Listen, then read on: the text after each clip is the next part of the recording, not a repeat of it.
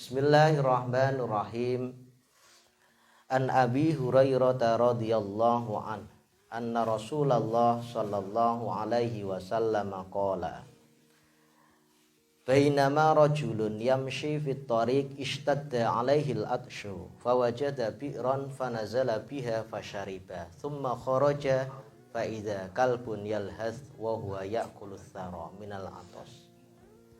Hadis ini diriwayatkan oleh Imam Al-Bukhari dan Imam Muslim yang menjelaskan bahwa suatu ketika ada seseorang yang berjalan kehausan. Gampangannya orang-orang dahulu itu perjalanannya jauh, lebih-lebih di Timur Tengah, padang pasir, panasnya kayak apa. Nah, akhirnya apa? Kehausan fawajada bi'ran. Orang tersebut menemukan sumber mata air ataupun sumur. Lantas orang tersebut mengambil minum, fasyariba. Tiba-tiba setelah minum ini ada hewan yang bernama hewan anjing gampangannya. Gak usah kenceng-kenceng ininya, khawatir ntar ini ngaji apa-apa. Nah, yang menjulurkan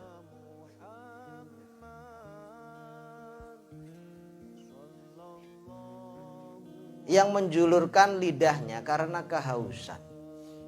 Nah, sampai-sampai ini menjilatin tanah yang masih basah. Melihat hewan yang seperti itu, akhirnya orang tadi merasakan bagaimana dia juga kehausan dan memiliki rasa sayang kepada hewan tersebut. Ternyata apa yang ia lakukan, mengambilkan air, menggunakan sepatunya, lantas diberikan air tersebut kepada hewan yang bernama ternyata innalana fil bahaim la ajran. Perilaku kita gampangnya seperti di dalam hadis tersebut, orang yang mau memberikan air kepada hewan yang membutuhkan saja, ini kita akan mendapatkan pahala. Nah, ini menegaskan jangankan hewan, apalagi kepada manusia, lebih-lebih orang yang sangat membutuhkan ini pahalanya luar biasa. Bahkan seringkali saya menelaah beberapa kitab, banyak amalan-amalan yang bisa mendekatkan diri kepada Allah itu bukan karena sholat, bukan karena puasanya, tapi rasa peduli pada sesama manusia inilah yang menjadikan seseorang ini dikasihi oleh Allah. Nah, ini saya jadi teringat ayahnya Abah Anom. Ayahnya Abah Anom itu siapa? Syekh Abdullah Mubarak bin Nur Muhammad. Nah, ini sedikit cerita. Kalau ada yang nanya, Ustadz ngajinya kan kitab Tambihul Ghafilin, kenapa kok ceritanya ulama-ulama Nusantara? Saya tidak bosan, ini harus dikupas. Karena mereka ini surujul ummah. Ibarat orang yang menunjukkan, khususnya di Nusantara, bisa mengenal siapa Allah, siapa hambanya.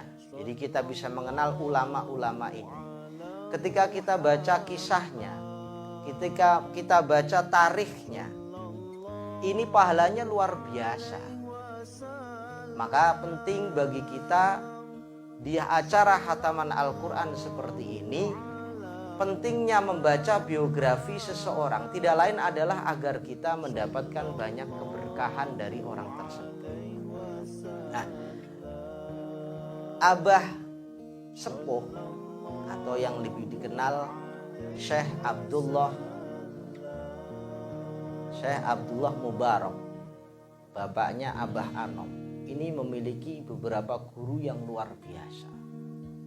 Di antaranya adalah beliau ini mendapatkan ilmu Thariqah terkait Thariqah Qadiriyah Naqsyabandiyah dari Syekh Tolhah Cirebon. Nah, dari Syekh Tolhah Cirebon ini memiliki guru yang luar biasa, yaitu Syekh Khotib Sambas. Orang yang meracik Thariqah Qadiriyah Yang awalnya kan Qadiriyah sendiri, Naqsyabandiyah sendiri, diracik menjadi satu. Namanya Syekh Khotib Sambas. Syekh Khotib Sambas ini memiliki beberapa khalifah. Di antaranya adalah Syekh Tolhah, gurunya Abah Sepuh. Nah, ini salah satu, ada yang mengatakan karyanya Syekh Khotib Sambas, namanya kitab Fathul Arif. Ini jarang yang punya kitab ini. Di dalamnya ini menjelaskan tentang sanad Qadiriyah Naqsyabandiyah dan amalan-amalan yang beliau lakukan. Nah, tapi saya nggak cerita tentang Syekh Khotib Sambas, tapi yang berkaitan dengan Syekh Abdullah Mubarak. Setelah beliau belajar dengan Syekh Tolhah ini, lantas beliau ini disuruh ngetan. Ngetan ngopo? Berjalan ke timur untuk berguru dengan Mbah Khalil Bangkalan. Ya. Di perjalanan orang-orang dulu itu jalan kaki, ditemenin 11. Ini menurut kisahnya ini.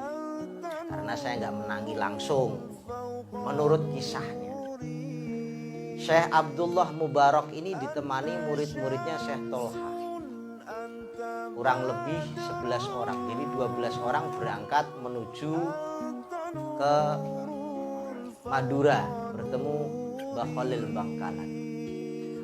Setelah perjalanan sampai di Alas Roban. Alas Roban ya antara Batang lah, Pekalongan, Batang, Kendal. Di situ emang terkenal angker dulunya. Nah, pas waktu maghrib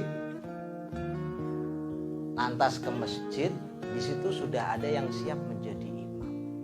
Jadi Syekh Abdullah Mubarak sama santri-santri yang lain hendak sholat berjamaah di masjid tersebut.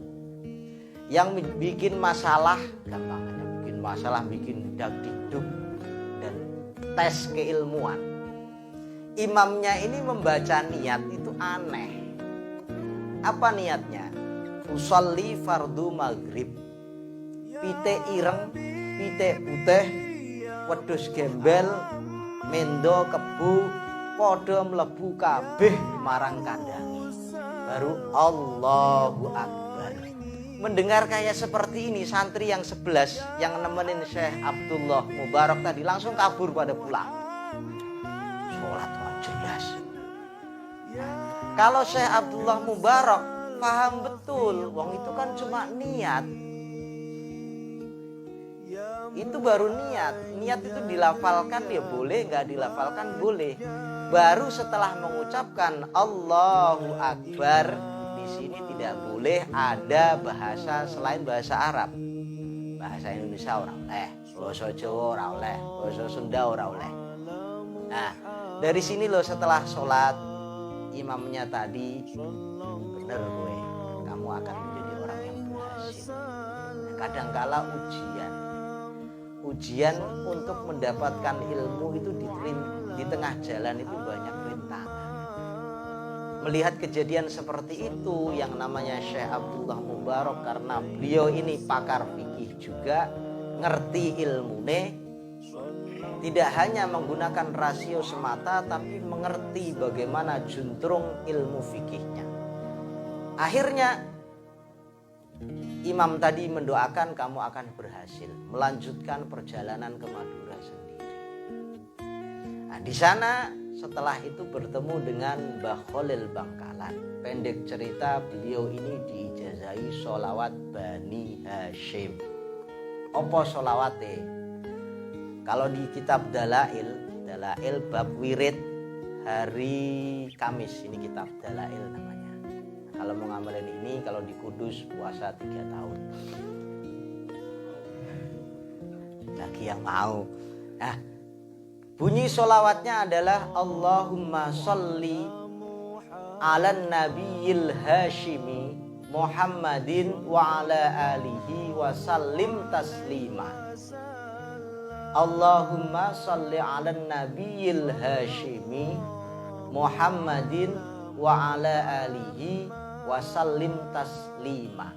Kalau di kitab Dalail bab wirid hari Kamis itu ada ketambahan wasahbihi wasallim taslima. Ini namanya sholawat Bani Hashim. Nah, pendek cerita, Syekh Abdullah Mubarak ini dikasih perahu kecil lah.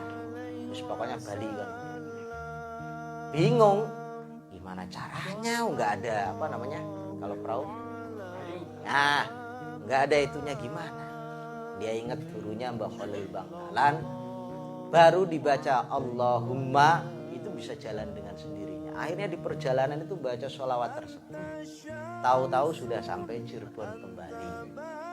Nah, ini salah satu ilmu yang tidak masuk logika, tapi ada khasiat-khasiatnya. Di antaranya adalah Mbah Khalil Bangkalan yang dikenal seorang waliullah, wali Allah. Beliau ini juga pakar ilmu fikih, apalagi ilmu nahwu. Pakarnya luar biasa. Nah, Syekh Tolhah ini gurunya Syekh Abdullah Mubarak tadi kenapa merekomendasikan kepada Syekh Khalil Bangkalan? Ini ibaratnya satu guru. Mbah Khalil juga berguru dengan Syekh Khotib Sambas. Jadi kalau orang sedikit-sedikit tahu Torekoh, itu ada kurang lebih 4 jalur kalau Qadiriyah Naqsyabandiyah yang menyebar di Indonesia itu. Ada yang lewat jalur Syekh Abdul Karim Banten, yang kedua Syekh Tolhah, dan yang ketiga saya lupa ini masalahnya. Nah, ini sedikit cerita tentang Syekh Abdullah Mubarak, betapa beliau ini sayang akan ilmu. Belajarnya itu luar biasa. Perjalanan Gunung Sindur ke sini naik motor enak, jalan kaki udan-udan ya. Nah, orang dulu itu gak pernah memikirkan itu, tapi semangat belajar inilah yang menjadikan keturunan-keturunannya bahkan ilmunya mendapatkan keberkahan tersendiri. Bahkan saya jadi teringat lagi kisah bapaknya Gus Mus, Kiai Bisri Mustafa, pengarang tafsir Ibris dan salah satu ulama yang produktif dalam berkarya. Karya berbahasa Jawanya banyak sekali. Bahkan saya salah satu kiai yang saya idolakan dalam hal menulis. Beliau ini kalau diundang kemana-mana nggak gampang, karena beliau ini diamanati banyak orang tua yang menitipkan anaknya pesantren di Rembang. Nah, yang menjadi unik adalah saat beliau diundang keluar daerah, setiap mau perjalanan, ini menurut kisahnya, beliau ini selalu berdoa kepada Allah, ya Allah, seharusnya saya ini ngaji sama santri-santri saya di pesantren, tapi gara-gara ada undangan dari luar, ya Allah saya minta, ya Allah mudah-mudahan santri saya yang saya tinggalin ini terbuka dalam hal ilmu. Keturunan-keturunan saya ini menjadi orang baik. Benar, keturunannya Kiai Bisri Mustafa itu luar biasa, alim-alim. Bahkan bapaknya ya alim, anaknya, cucunya menjadi orang-orang alim. Nah, penekanannya adalah kita yang hadir di majelis ini penting kiranya berdoa. Jangan dimonopoli buat diri kita sendiri. Lebih-lebih anak-anak kita yang masih sekolah, masih pesantren. Doa orang tua itu luar biasa. Doaul walid ka doain nabi li ummatihi. Doa orang tua kepada anaknya ini jos, seperti doa Nabi kepada umatnya. Nah, penting, makanya apalagi acara khataman Al-Quran, malaikat banyak yang datang. Lebih-lebih acara ini niat birrul walidain.